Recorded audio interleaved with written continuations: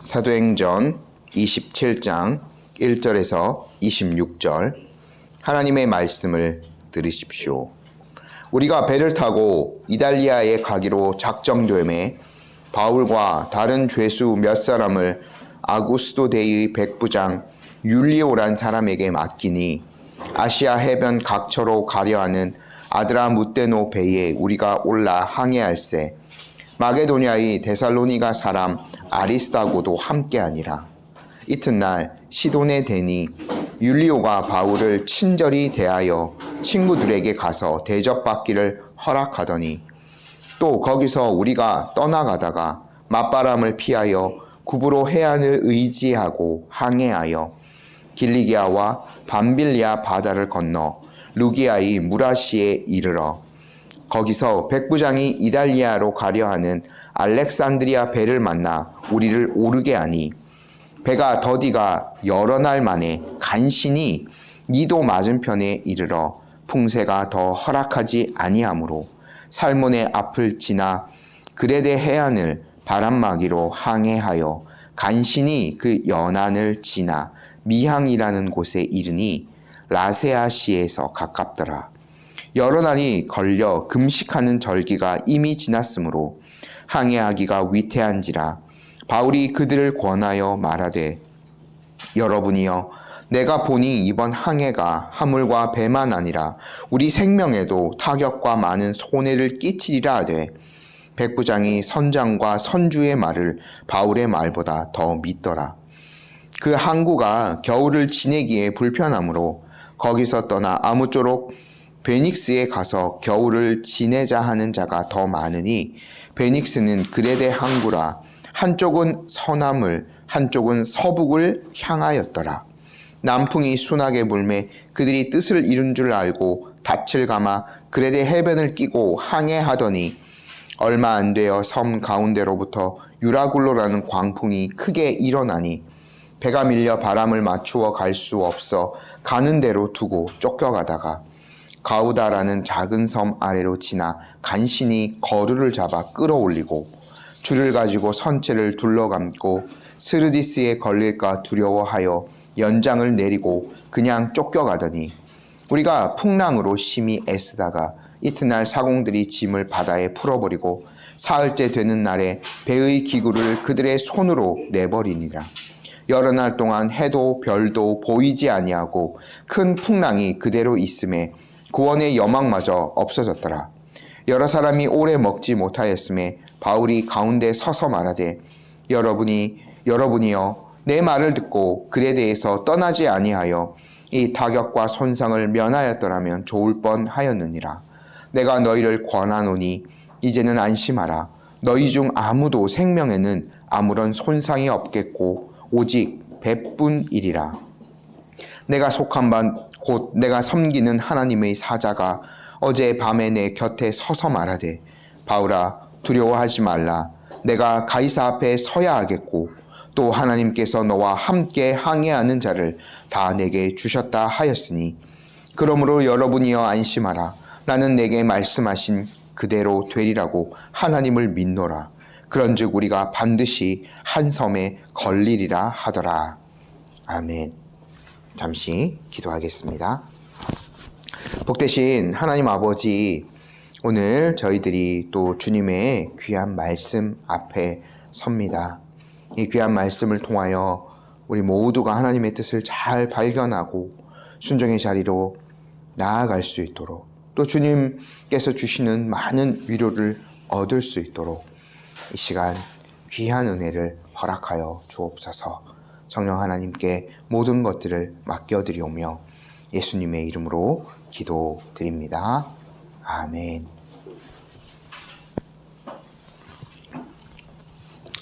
바울이 약 2년 넘는 기간 동안 사실은 억울하게 가이사랴의 감옥에 억류되어 있었죠.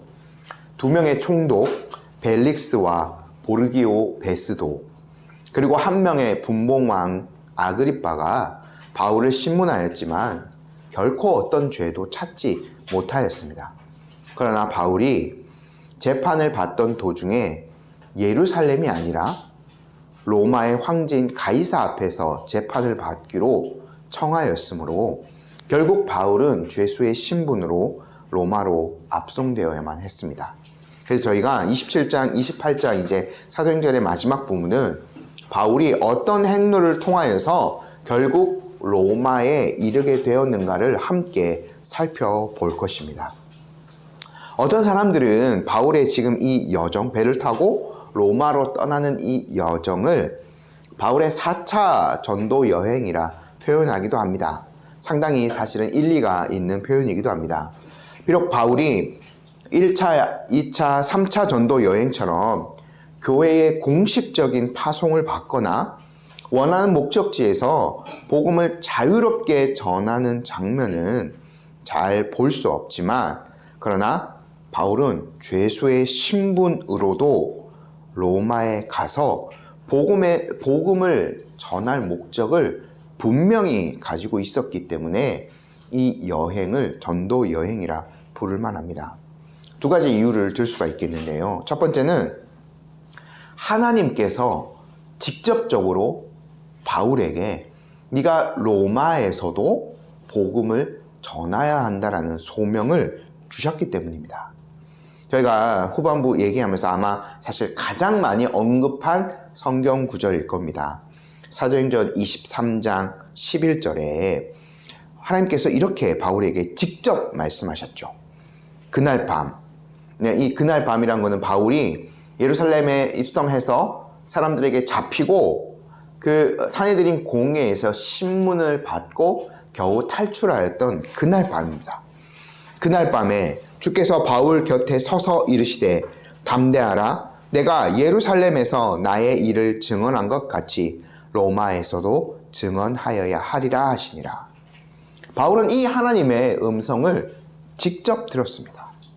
로마에 가게 되는 것, 단순히 재판 과정 중에 일부로 여기지 않고 로마에서 담대하게 주님의 일을 증언하고 주님의 부활을 증언하는 그 사명을 가지고 가야 한다는 인식을 바울이 계속해서 가지고 있었을 것입니다. 이렇게 주의 일을 증언해야 하는 사명을 안고 바울은 로마로 떠나게 되는 거죠. 두 번째 이유는 뭐냐면 바울이 스스로도 하나님의 뜻도 있었고 스스로도 로마가 복음 전파에 있어서 특별히 땅 끝까지 복음이 전파되는 데 있어서 매우 중요한 장소임을 알고 있었기 때문입니다. 이번 주에 이 얘기를 잠깐 하다가 한빈이가 저에게 묻더라고요. 그 로마서, 성경 로마서는 로마에서 쓴 거냐고 물어봤는데, 사실 로마서는 바울이 로마에 가기 전에 이미 그곳에 있는 교회에 편지를 보낸 것이죠. 저희가 3차 전도 여행을 마무리하는 장면에서 바울이 에베소에서 바로 예루살렘으로 돌아온 것이 아니라 한번 다시 유럽으로 건너가서 마게도냐 지역, 아가야 지역을 돌아보고 다시 이제 예루살렘으로 귀환하게 되는데, 왜냐하면 그때에 아가야 지역과 마게도냐 지역에 있는 교회들이 예루살렘이 흉년이 들어서 굉장히 어렵다라는 얘기를 듣고는 많은 연보를 했기 때문입니다. 바울이 그것을 가지고 이제 다시 예루살렘으로 돌아오게 되는데, 그때 고린도에 잠깐 머물면서 로마에 편지를 보냈을 것으로 추정이 됩니다. 그때의 그 내용들이 로마서에 등장하는데, 자신은 꼭 로마에 들려야 한다라는 이야기를 그 성도들에게 하고 있습니다. 제가 로마서 15장 22에서 29절을 한번 좀 읽어드릴게요. 바울의 말입니다. 그러므로 또한 내가 너희에게 가려 하던 것이 여러 번 막혔더니 이제는 이 지방에 일할 곳이 없고 또 여러 해 전부터 언제든지 서바나로 갈 때에 너희에게 가기를 바라고 있었으니 이는 지나가는 길에 너희를 보고 먼저 너희와 사귐으로 얼마간 기쁨을 가진 후에 너희가 그리로 보내주기를 바람이라. 그러나 이제는 내가 성도를 섬기는 일로 예루살렘에 가노니 이는 마게도냐와 아가야 사람들이 예루살렘 성도 중 가난한 자들을 위하여 기쁘게 얼마를 연보하였습니다. 그러므로 내가 이 일을 마치고 이 열매를 그들에게 확증한 후에 너희에게 들렸다가, 여기 너희가 바로 로마 교회죠. 로마 시라고도 볼 수 있고요. 너희에게 들렸다가 서바나로 가리라. 내가 너희에게 나아갈 때에 그리스도의 충만한 복을 가지고 갈 줄을 아노라. 바울의 최종적인 전도 여행의 목적지는 당시 사람들이 땅 끝이라고 인식하고 있었던 서바나, 지금의 스페인 지역입니다. 거기까지 여행을 가려고 했었던 거죠. 그러니까 이제 굳이 이렇게 4차 전도 여행, 5차 전도 여행으로 구분을 하자면 4차 전도 여행은 이제 로마를 중심으로 로마 시에서 복음을 전하는 것이고, 거기에서 로마 교회의 파송을 받아서 최종적으로 바울이 5차 전도 여행을 가서 사역을 이제 완수하고자 했던 곳은 바로 지금의 스페인 지역인 겁니다. 근데요, 바울이 그 선교, 땅끝 선교의 전진기지로 생각했던 곳이 바로 로마였던 거죠.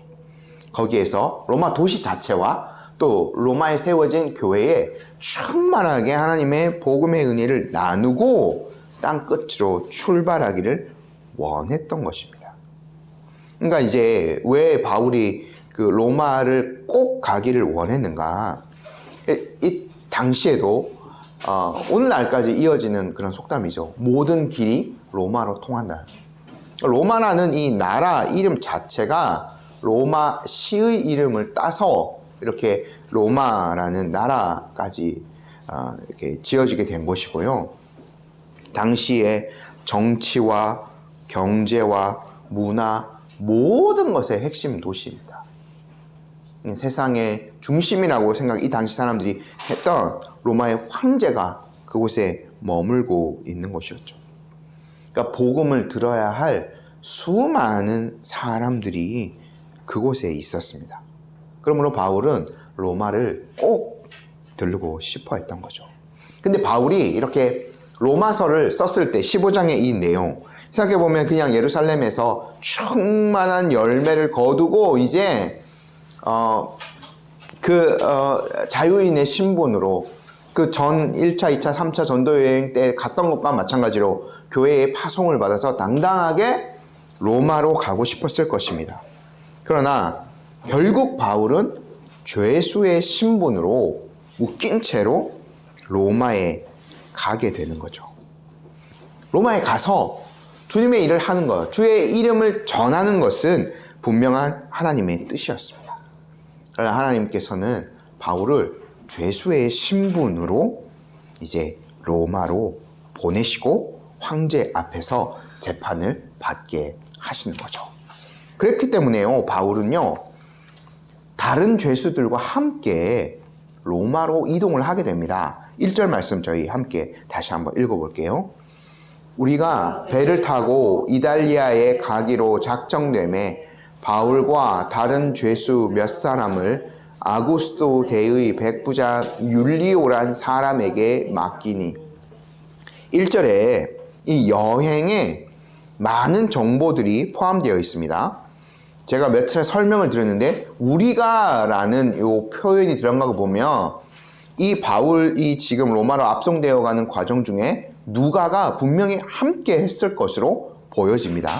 그래서요, 바울이 이 로마로 가는 길, 배가 어떻게 여행을 하고 배가 어떻게 파선이 되고 이렇게 하는 내용들이 아주 상세하게 기록이 되어져 있죠. 누가가 함께 동행했기 때문입니다.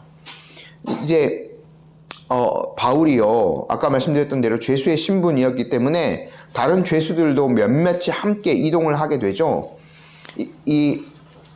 그 로마의 속주에서 이제 로마로 이송되는 죄수들이라고 생각하면 굉장히 중대한 범죄자들이라고 보여집니다. 바울이 이들과 함께 이동을 하는 거죠. 근데 이 바울은요, 저희가 지난 시간에도 봤는데 가이사에게 상소하지 않으면 석방될 수 있을 것이다 라는 것이 사실은 최종적인 판결이었어요. 그러니까 죄목이 사실은 정해지지 않은 상태로 기소가 된 거죠. 그렇기 때문에 바울은요, 다른 죄수들과는 달리 여러 특권을 부여받습니다. 그를 담당하는 사람, 바울과 다른 죄수를 담당하는 백부장의 이름이 나오죠. 율리오라는 사람입니다. 아구스토 그러니까 군대의 이름도 나오는데, 아구스토는 아우구스투스, 로마의 황제를 지칭하는 표현이거든요. 그러니까 황제의 거의 친위대 소속의 그 백부장, 굉장히 유력한 사람이 바울을 지금 호송하고 있는 겁니다. 이 사람이 로마 시민이었던 바울을 굉장히 많이 이렇게 편의를 봐주게 되죠. 2절을 보면 이 배의 이름이 나옵니다. 아드라무테노라는 배입니다. 근데 이 지역은 로마로 직행하는 배는 아니고 이렇게 남쪽 지역에서 아시아 지역, 바울이 3차 전도 여행을 했던 에베소 중심으로 한 그 지역으로 운항을 하는 배입니다. 그러니까 이제 방향으로 따지면은 남쪽에서 북쪽으로 움직이는 배라고 볼 수 있겠습니다. 근데 이제 로마로 가려면 북쪽으로만 가면 로마가 나오는 게 아니라 북서쪽으로 이렇게 가야 되기 때문에 나중에 한번 이제 오늘 본문에 나오지만 서쪽으로 가는, 로마로 가는 배를 이제 갈아타고 가야 되는 거죠. 근데 그 배에 그 바울과 동행했던 사람이 나옵니다. 데살로니가 사람 아리스다고가 함께 합니다. 나중에 아리스다고 골로새서에 보면 아리스다고의 이름이 나오거든요. 근데 골로새서 바울이 로마 감옥에서 쓴 편지이거든요. 그러니까 이 아리스다고가 바울의 어떻게 보면 옆에서 비서처럼 또 바울을 이렇게 돕고 또 바울의 일을 함께 하는 사람으로 로마까지 가서 어느 정도의 기간까지 바울 옆에서 바울을 로마의 감옥에서 바울을 도왔던 것으로 보여집니다. 굉장히 이제 가깝게 있는 사람이었죠. 근데 이제 바울이 탄 배가 3절 말씀을 보면 그 다음 날에 시돈 지역에 이제 정박하게 됩니다. 근데요, 백부장이 편의를 많이 봐줬습니다. 율리오가 바울을 친절히 대하여 주어서요, 바울이 거기에서 친구들에게 대접받기를 허락해 주었습니다. 죄수의 신분이지만 어느 정도 자유가 있는 사람처럼 행동할 수 있었던 거죠. 그래서 이 친구들을 만나서 바울이 시돈에 있는 형제들이었을 것입니다. 그들에게 다시 복음을 전하고 믿음의 교제를 잠깐이라도 아마 나눌 수 있었던 것으로 보여집니다. 그러니까 이게 충분히 전도 여행이라고 볼 수 있는 거죠. 근데 이제 시돈에서부터, 여기까지는 좀 괜찮았는데 시돈에서부터 여행길은 점점 이제 어려움이 닥쳐옵니다. 이 당시에 배가 동력이 없기 때문에 바람에 의지하여서 이제 앞으로 나가고 이렇게 방향을 설정해서 가게 되는, 그래서 돛을 올려서 바람의 힘으로 이제 가게 되는 거죠. 근데 맞바람이 만약에 치게 되면 북쪽으로 가야 되는데 북풍이 불어오게 되면 앞으로 나가기가 굉장히 힘들어지게 됩니다. 바울이 이제 여행하던 이 시기가 바로 그런 바람이 불 때였던 거죠. 그래서 4절 말씀을 보면, 4절 한번 읽어볼게요. 또 거기서 우리가 떠나가다가 맞바람을 피하여 구브로 해안을 의지하고 항해하여. 맞바람이 치니까요, 구브로 섬 해안 가까이에 붙어서 북쪽으로 전진하게 됩니다. 그러니까 해안 가까이에 붙으면 구브로 섬이 옆에 있기 때문에 바람이 불어도 섬이 바람을 어느 정도 막아주게 되는 거죠. 지금 굉장히 어렵게 이제 시돈에서부터는 점점 이제 그 북쪽으로 가게 되는 겁니다. 근데 이제 바울이 여기에서 이제 구브로 해안을 지나게 되고 5절 말씀을 보면 길리기아 밤빌리아 바다를 건너가게 됩니다. 바울이 이 여기를 좀 힘들게 지나가고 있지만 굉장히 많은 어떤 생각들 또 그리움들을 아마 가지고 있었을 것으로 보여집니다. 첫 번째로 바울이 길리기아 지역의 다소 출신이지 않습니까? 자신의 고향 앞바다를 지나가게 되는 거죠. 그리고 구브로 섬의 해안을 따라서 지금 배가 운행하고 있는데 저희가 1차 전도 여행 사도행전 13장 기억해 보면 1차 전도 여행 바울이 첫 번째로 구브로 섬으로 가게 되죠. 바나바의 고향이었기 때문에. 그래서 1차 전도 여행지, 그리고 밤빌리아 같은 경우에는 1차 전도 여행의 시작지가 구브로 섬이었고 마무리되는 지역이 바로 밤빌리아 지역이거든요. 바울이 다 사역했던 그런 지역입니다. 그 지역들을 바울이 이제 배를 타고 지나가게 되는 거죠. 아마 많은 생각들을 하게 되었을 겁니다. 아마 많은 기도도 했을 것으로 보여지게 되죠. 근데 이제 그 배가, 아드라무떼 배가 이제 5절 말씀을 보면 루기아의 무라라는 곳에 이르게 됩니다. 여기에서는 이제 배를 갈아타야 돼요. 그래서요, 로마로 가는 배로 이제 드디어 그 바울과 함께 있는 죄수들과 많은 사람들이 이제 로마로 가는 배로 갈아타게 됩니다. 6절 말씀 함께 읽어볼게요. 거기서 백부장이 이달리아로 가려 하는 알렉산드리아 배를 만나 우리를 오르게 하니, 지금요 백부장이 모든 배를 어떻게 할지 이것들을 정하는데 백부장에게 지금 그런 권한이 있는 겁니다. 배 운행하는 것들은 뭐 선주와 또 이 항해사들이 이렇게 기술을 가지고 하지만 어떻게 움직이고 어떤 배를 타고 이렇게 할지는 지금 백부장의 호송을 담당하기 때문에 백부장이 지금 결정을 하고 있는 거죠. 근데 이제 알렉산드리아에서 올라와서 로마로 가는 배로 이제 갈아타게 됩니다. 알렉산드리아는 이집트에 있는 도시이거든요. 이집트가요, 큰 곡창지대입니다. 밑에 이제 그 나일강 하류 지역에 엄청난 평야가 있어서 거기에서 곡물들이 굉장히 많이 이제 소출되게 되는 거죠.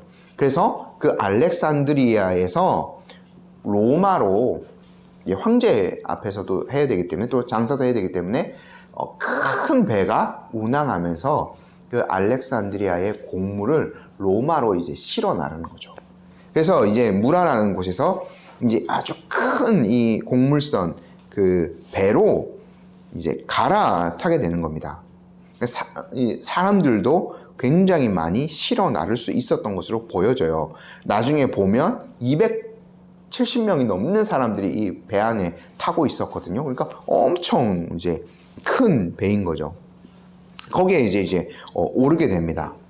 근데 이 큰 배이고 곡물도 많이 실은 배인데 이 북서쪽에서 불어오는 바람을 견디면서 운항하기가 매우 힘들었던 것 같아요. 그래서 사실은 이 그 정해진 항로가 있는 것이 지금 뒤에 쭉 설명하는 부분들 7절, 8절 이 부분 어떤 거냐면 원래 운항하던 그 항로를 하지 못하고 그레데 섬 밑으로 운항하게 됩니다. 말씀드렸다시피 그 바람이 북쪽에서 이제 불어오니까 그걸 막아주기 위해서 섬 밑으로 이제 가게 되는 거죠. 그 바람 조금이라도 바람을 견디면서 운행하기 위해서. 그렇게 겨우겨우 이르게 된 곳이 8절에 보면 미항이라는 곳에 이르게 됩니다. 미항이라는 것은 이름 그대로 아름다운 항구라는 뜻이거든요. 큰 항구는 아니었던 것으로 보여지는데 지금 이 바울이 그 배가 속한 배가 잠시 정박하고 있는 이 그레데 섬은 지금은 그리스에 속한 섬입니다. 근데 이제 그리스 그 지중해에 있는 섬인데 지금도 가장 사실은 아름다운 곳 중에 하나. 저희가 뭐 그리스 이런 것들 보면 막 그 초록빛 바다가 있고 뭐 그런 그 장면들 많이 이제 뭐 여행에서 보여지기도 하는데 그곳이 바로 이 그레데 섬이거든요. 굉장히 아름다운 곳이었지만 힘들게 여기에 이제 도착하게 된 겁니다. 초겨울 때쯤이었기 때문에요. 근데 이제 바울이요, 지중해 이 선원들, 여기 지금 선원들, 뭐 경력이 많은 선원들도 있겠지만 바울 또한 이 지중해 바다에 대해서는 누구보다도 잘 알고 있는 사람이었습니다. 2차 전도여행, 1차 전도여행도 뭐 배를 타고 가긴 하지만 2차는 완전히 유럽으로 건너가게 되고 3차 전도 여행도 배로 굉장히 많은 지역들을 이제 그 예루살렘으로 돌아올 때 저희가 살펴봤죠. 섬 앞으로 지나가는 배를 타고 이런 것들을 다 보게 되는데, 어떤 학자는 말하기를 바울이 지중해 바다를 약 5,000km 이상 정도 배를 타고 이동을 했다라고 말을 합니다. 이 정도면 진짜 그 항해 경력이 많은 거죠. 그래서요, 바울이요, 누구보다도 더 이 지중해 바다의 날씨 그리고 배가 항해하는 것에 대해서 잘 알고 있는 사람이었습니다. 그래서 바울이 신중하게 제안을 하죠. 9절 10절 말씀 보면 우리 9절 10절 말씀 한번 읽어볼게요. 여러 날이 걸려 금식하는 절기가 이미 지났으므로 항해하기가 위태한지라 바울이 그들을 권하여 말하되 여러분이여 내가 보니 이번 항해가 화물과 배만 아니라 우리 생명에도 타격과 많은 손해를 끼치리라 하되, 바울이 9절에서 말하는 그 금식하는 절기는요, 속죄일 말하는 겁니다. 대속죄일. 그러니까 오늘날로 달력으로 따지면은 10월 초에 해당이 되거든요. 그러니까 이제 가을이 훨씬 이제 지난 시기입니다. 이때쯤 되면 북서풍이 불기 시작하는 거죠. 그러면 이제 그쪽으로 진행해야 되는 배는 맞바람을 맞기 때문에 항해하기가 불가능한 겁니다. 동력이 없는 시절이기 때문에. 그래서 바울이 제안했던 것처럼 항해를 잠시 쉬어야 돼요. 여기에서는. 근데 배 주인의 입장에, 선주의 입장에서는 이게 굉장히 좀 자기에게는 불리한 거죠. 경제적으로. 하루라도 빨리 로마에 가서 곡물값이 높을 때, 그리고 곡물이 계속 머물게 되면 곡물이 상하고 썩고 이 당시에 쥐도 얼마나 배에 많았겠어요. 그러니까 이런 손해가 계속 발생하거든요. 그러니까 선주의 입장에서는 하루라도 빨리 로마에 가야 되는 겁니다. 돈을 조금이라도 더 많이 벌려면요. 그래서 선장과 선주는 계속 항해할 것을 원하죠. 백부장이 그래서 계속 항해할 것을 결정하고, 이 사람들은 결국 어떻게 결정을 내냐면 12절 말씀을 보면 그 미항은 작아서 겨울 지내기가 불편하니까 베닉스라는 조금 큰 항구, 아마 그레데에서 가장 큰 항구로 보여집니다. 양쪽 면을 마주하고 있는. 그러니까 거기에서 이제 겨울을 보내자라는 것으로 결정을 하고, 사실은 무리하게 이제 배를 운항을 다시 하게 되는 거죠.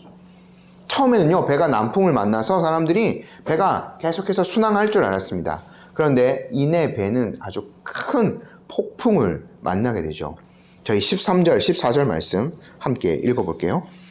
남풍이 순하게 불매 그들이 뜻을 이룬 줄 알고 닻을 감아 그레데 해변을 끼고 항해하더니 얼마 안 되어 섬 가운데로부터 유라굴로라는 광풍이 크게 일어나니, 유라굴로라는 그 광풍의 이름이 등장하는데, 이 폭풍의 이름은 헬라어 유로스라는 것과 라틴어 아퀼로의 합성어인데, 동풍을 의미하는 헬라어 유로스, 그리고 북풍을 의미하는 라틴어 아퀼로의 합성어입니다.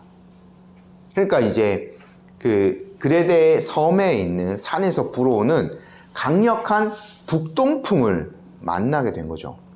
처음에 남풍이 불어서 순항하는 줄 알았는데, 남풍이 계속 불면 밑에서 배를 밀어주니까 배가 순항할 수 있는 거죠. 그래서 이제 그들이 가고자 했던 베닉스까지 쉬이 이를 줄 알았는데 반대로 바람이 불어오는 거예요. 북동풍이.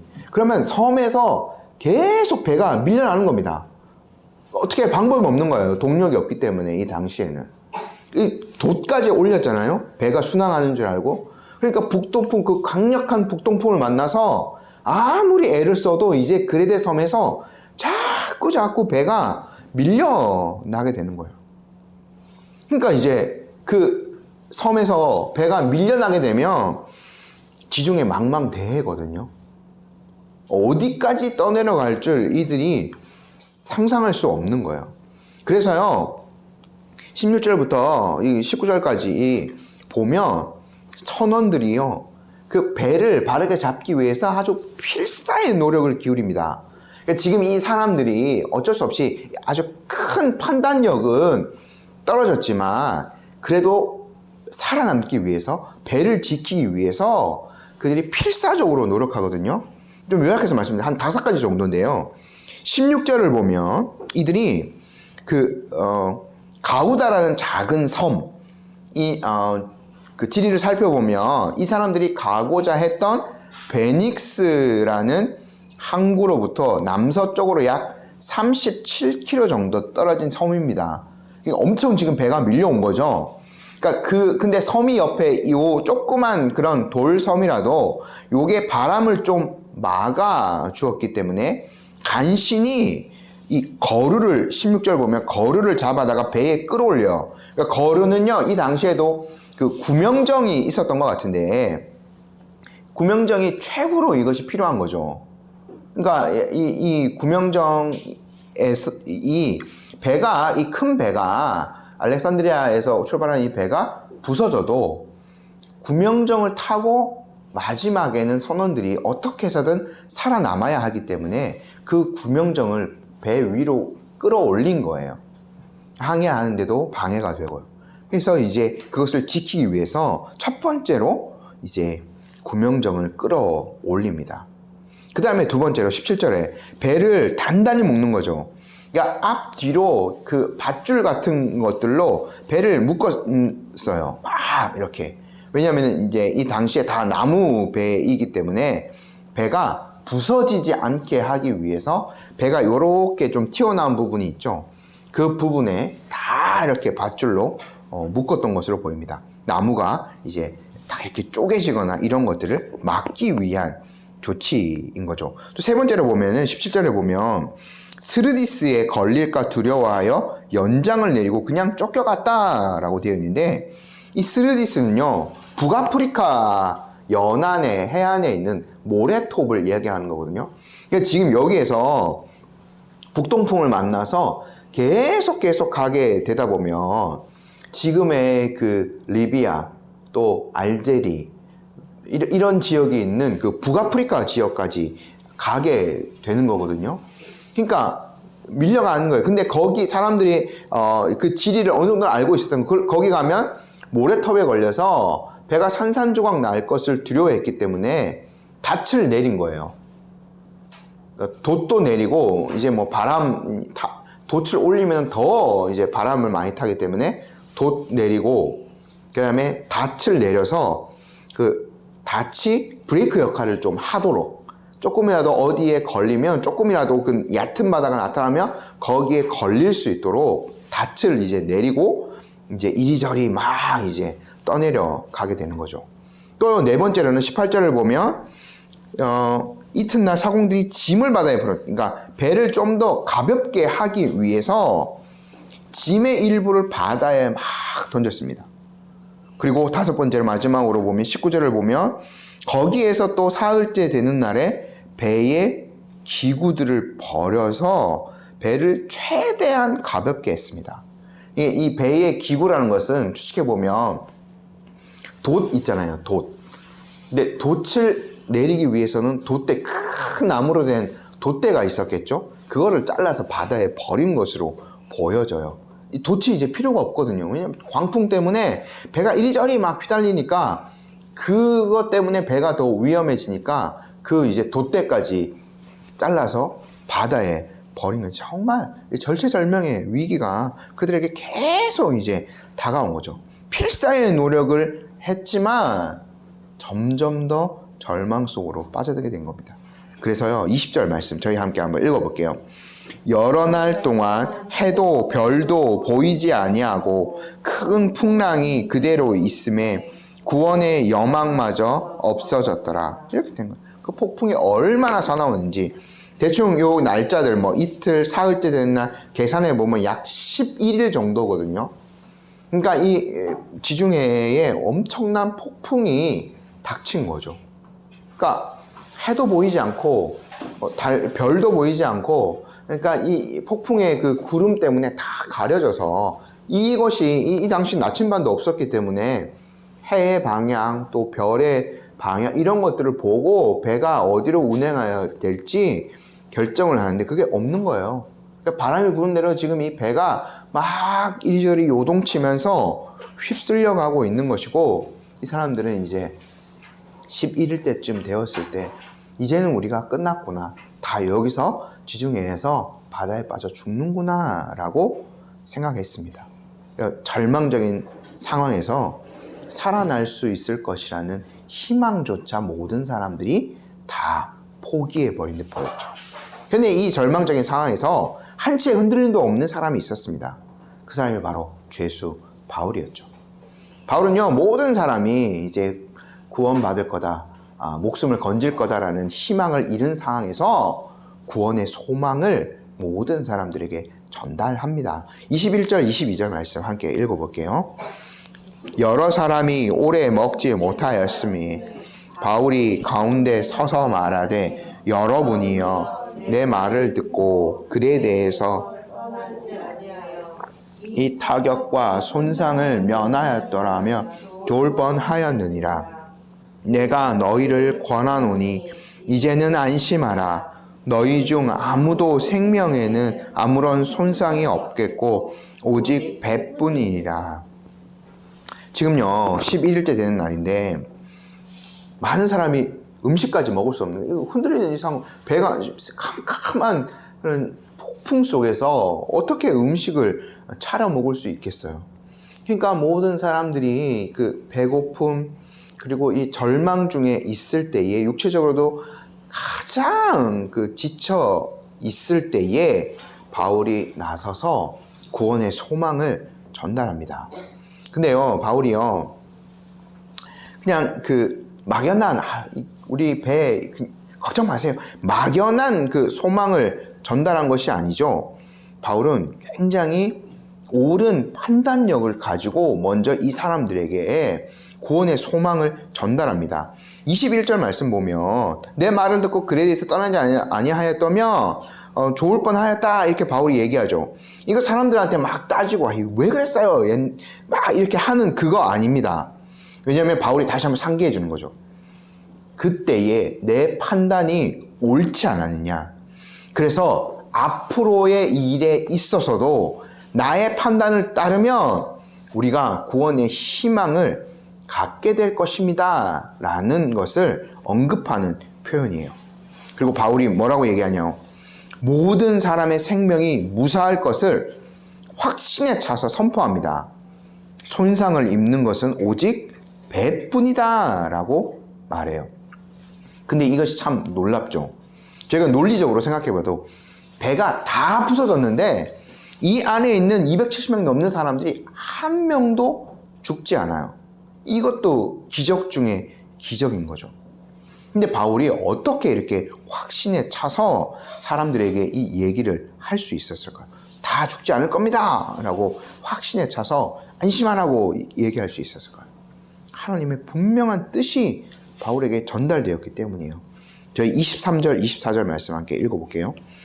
내가 속한 바 곧 내가 섬기는 하나님의 사자가 어젯밤에 내 곁에 서서 말하되 바울아 두려워하지 말라.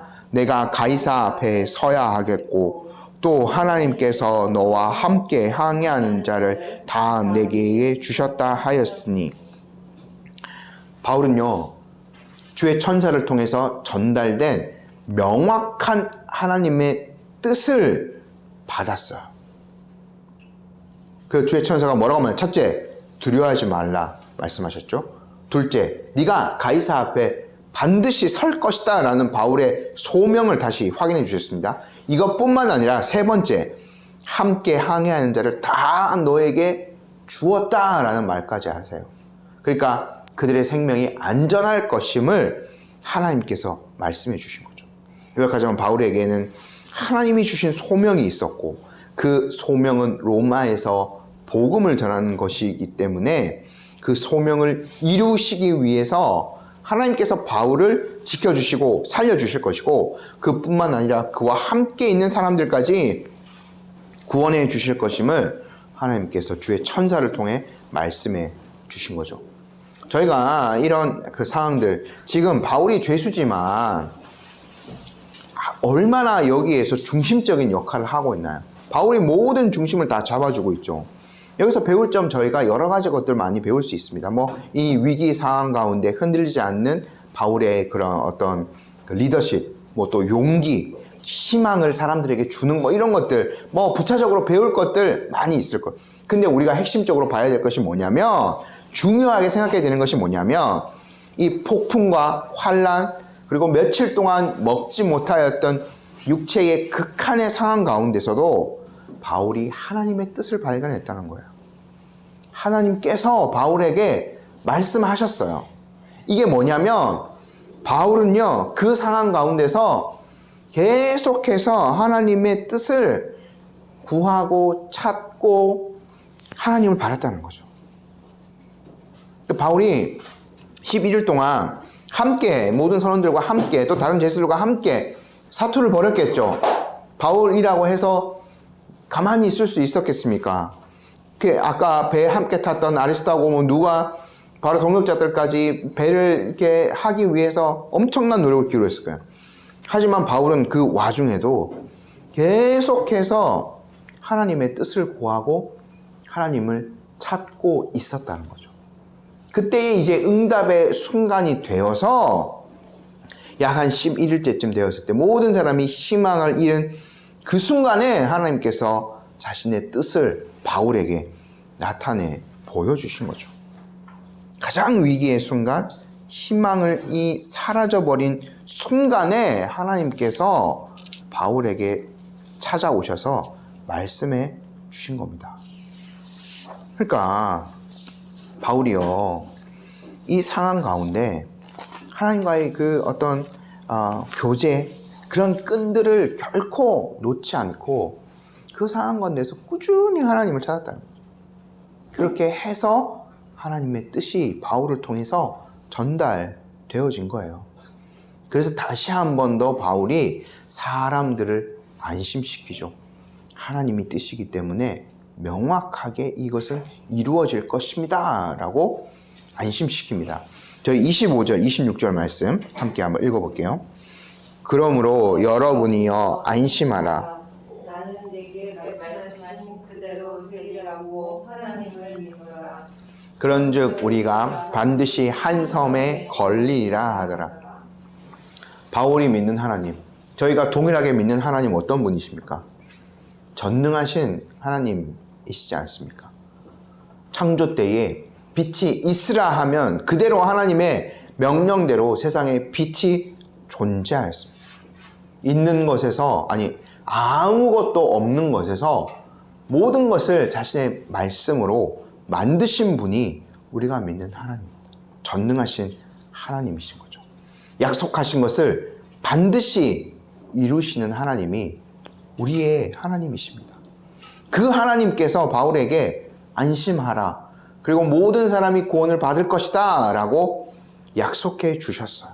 로마의 모든 사람이 이르게 될 것이다 라는 것을 보장해 주셨습니다. 바울이 25절 고백에서 내게 말씀하신 그대로 되리라고 하나님을 믿는다라고 고백하지 않습니까? 단순히 한 하나님이 아니라 이런 전능하신 하나님, 그 뜻을 그의 능력으로 이루시는 그 능력의 하나님을 바울이 믿고 있었던 거죠. 이 하나님을 우리도 붙들고 있는 거예요. 그래서요, 바울이 26절에 얘기하죠. 하나님께서 이렇게 해서 우리를 한 섬에 걸리게 하셔서 모든 사람들이 살아날 것이다 라는 것을 이야기합니다. 이 와중에도 바울은 전능하신 하나님을 배 안에 있는 모든 사람들에게 드러내었어요. 그러니까 바울이 이 전도자로서의 소명을 한시도 잊지 않고 있었던 거죠. 저희가 이 폭풍에서 구원받는 장면 이제 다음까지 아마 보게 될 건데, 하나님께서요 세상을 운영해 가시는 방식, 섭리해 가는 방식 참으로 신비롭죠. 바울을 로마로 보내시는데 약속해 주셨는데 영광스러운 어떤 모습, 영웅으로서 로마의 개선 장군처럼 들여보내신 것이 아니라 재판받기 위해서 죄수의 신분으로 그곳에 보내십니다. 또요, 이 배를 타고 하나님께서 이 위기를 만나게 하시고 가까스로 그 위기를 모든 사람들이 함께 노력하고 또 그 하나님께서 지켜주시는 그 약속 안에서 이 사람들이 한 섬에 걸려서 모든 사람들이, 바울을 포함한 모든 사람들이 다 구원을 받도록, 목숨을 잃지 않도록 하나님께서 지켜주세요. 제가 얘기 드렸지만 하나님이 그 소명을 주시고 이루시기 위해서 갑자기 배를 뽕 들어가지고 안전한 곳에, 아까 베닉스 항구 가고자 했기 때문에 베닉스 항구에 뽕 들어다가 뽕 놓고 이런 방법을 하시지 않았어요. 중간에 온갖 어려움들을 다 만나게 하시죠. 더 크게 한번 보십시오. 바울에게 로마 갈 것이다 얘기해 주셨는데 편하게 로마 가게 하지 않으시죠. 수많은 그런 어려움들, 재판, 여러 과정들을 거치고 이런 그 배를 타고 파선의 어려움을 겪으면서 하나님께서 바울을 로마로 보내세요. 하나님의 그 섭리가 이루어지는 방식이 참으로 놀랍죠. 저희는 다 알 수가 없는 거예요. 우리가 살아본 만큼만 하나님의 섭리가 이렇게 이루어졌구나 라는 것을 알아갈 뿐인 거죠. 그러니까 우리가 우리의 그 삶을 생각해 볼 때, 하나님께서 우리의 인생을 다루어 가시는 과정들을 생각할 때 기쁨도 많이 주시죠. 또 감사의 제목을 생각해 보면 이런 것들을 더 많이 주실 겁니다. 근데 또 생각해 보면 이 바울이 만났던 유라굴라와 같은 이 폭풍과도 같은 일들이 우리의 인생 가운데도 일어나게 하세요. 그거 왜 주시는지 우리 다 이해할 수 없습니다. 그러나 우리가 취해야 될 태도가 있어요. 그것은 참으로 바울과 같은 믿음을 달라고 우리가 하나님 앞에 구해야 합니다. 아까 말씀드렸죠. 어떤 상황 가운데도 바울이요, 하나님의 뜻을 구했어요. 그 뜻이 하나님의 뜻이 바울에게 전달되었을 때 그 뜻이 자기에게 이루어지고 또 이 주변의 사람들에게 이루어지는 것을 바울이 간절히 소망하고 하나님께서 바울을 통해 그 일들을 이루어 가 주시는 거죠. 그러니까 우리가 바울처럼 어떤 상황 가운데서도 폭풍과 폭풍 만난 것 같은 이 상황 가운데서도 하나님의 그 뜻이 나에게 이루어지기를, 전능하신 하나님이 계획하신 대로 그 일들이 나에게 반드시 이루어지기를 우리가 간절히 바라면서 소망을 해야 되겠죠. 섭리를, 그 계획되어진 섭리를 바꾸는 것은 우리의 의무가 아닙니다. 그러나 그 섭리의 하나님을 붙들고 그 하나님을 추구하는 것, 그 하나님 안에서만 삶의 소망을 찾는 것은 우리의 의무예요. 이것이 하나님의 섭리를 믿는 우리의 삶의 태도인 거죠. 제가 마지막으로 하이델베르크 요리문답 28문, 하나님의 그 섭리에 대한 그 문답을 읽고 설교를 마무리하겠습니다. 28문인데요. 하나님의 창조와 섭리를 알므로써 우리는 어떠한 유익을 얻습니까? 대답입니다. 우리가 역경에 처할 때는 인내할 수 있으며 모든 일이 순조로울 때에 감사할 수 있고 세상의 어느 것도 우리를 하나님의 사랑에서 떼어놓을 수 없게 하시는 신실하신 하나님 아버지께 대한 큰 확신을 갖게 합니다. 세상 만물이 온전히 하나님의 손안에 있으므로 그의 뜻이 아니고서는 어떠한 일도 일어나지 않습니다. 이런 하나님의 그 섭리를 믿음으로 저희도 인내할 수 있는 믿음, 감사할 수 있는 마음, 그리고 전능하신 하나님, 또 신실하신 하나님에 대한 큰 확신을 가지고 살아갈 수 있었으면 좋겠습니다. 함께 기도 드리도록 하겠습니다.